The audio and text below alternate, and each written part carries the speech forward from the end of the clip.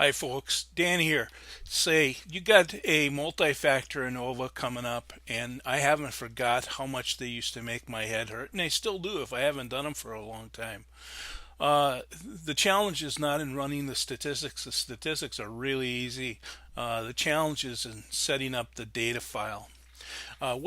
So here we have a factor A, the presence of a study guide, yes, no, okay, binary, yes, no. And then factor B is the presence of quizzes, again, yes, no. The key to setting up this data is knowing, getting this part right. So this is cell 1-1. So yes in factor 1 and yes in factor 2.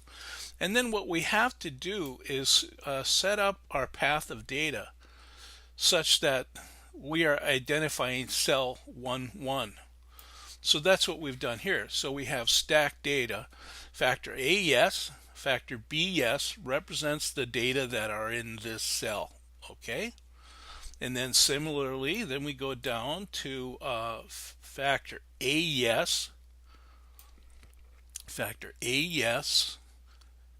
And factor B, no, now represents the cell here, cell 1-2, concomitantly 1-2.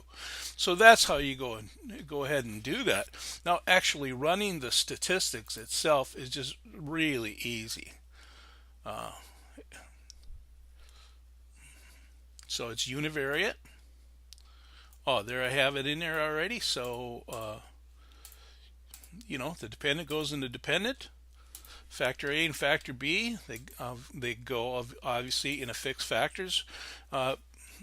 You will, unless you're working for a hospital or something like that, you're basically never going to have random factors. And then you do the options.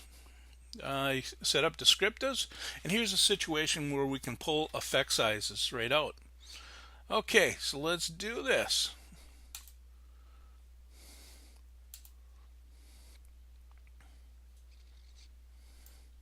Simple enough. So there we get our means for each cell. You see that.